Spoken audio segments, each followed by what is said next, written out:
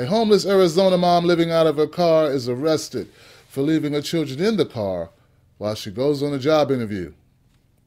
This is dumb news.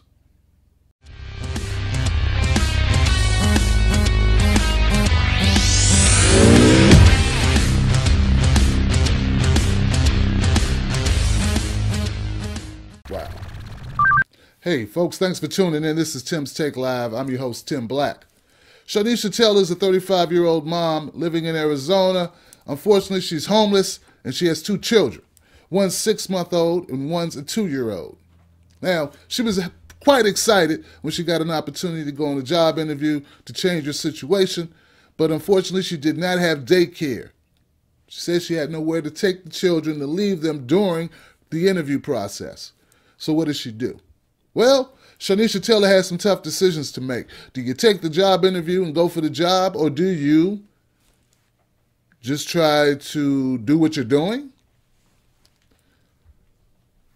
Very tough situation. Well, Shanesha Taylor went on that job interview. Now, this was in Arizona, so let me remind folks that it's kind of warm in Arizona right now.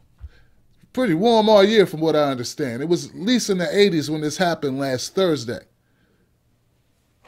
Now, she left the windows cracked, and she went into that job interview. While she was in the job interview, someone heard crying coming from her vehicle, which is a SUV. Heard crying coming from the vehicle, and they notified the authorities. Authorities came, and they waited for Shanesha to return. According to the officers, it was at least 45 minutes before Shanesha Taylor returned to the vehicle, and that's when she was arrested. Charge, child abuse. Shanesha explained that she didn't have anyone to take care of her children, that they've been living in and out of the vehicle. She just had no other means. She was homeless. Well, that's extenuating circumstance that the police officers couldn't consider in light of the situation.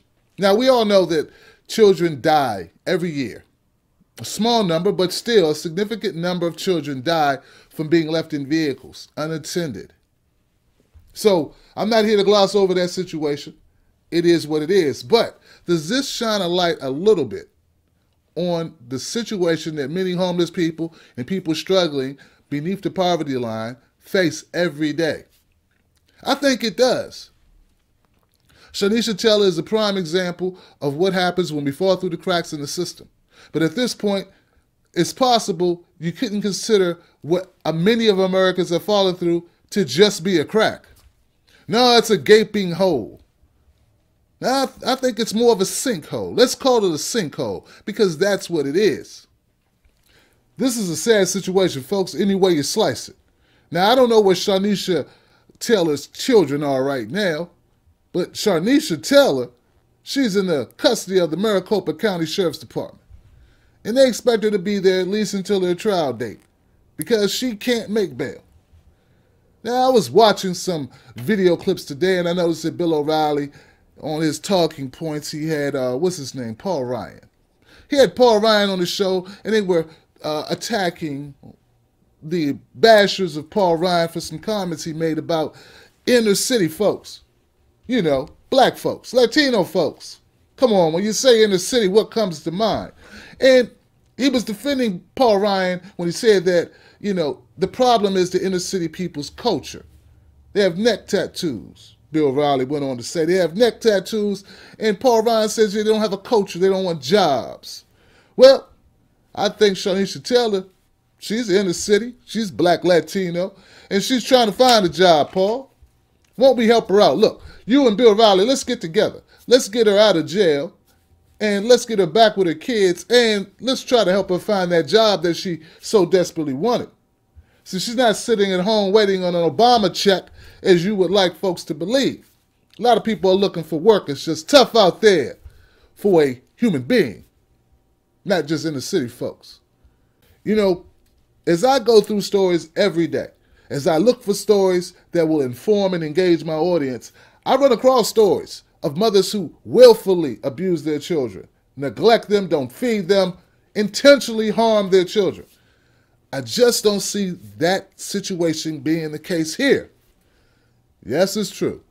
In my opinion, Shanesha Taylor did not make the best possible choice for her children, but we must bear in mind as human beings that Shanesha Taylor is not in the best possible situation either. So look, do me a favor. Follow the link in the description box. I'll make sure it's there. All I need you to do is click on it and add your name to the dotted line. We can make this a force for good.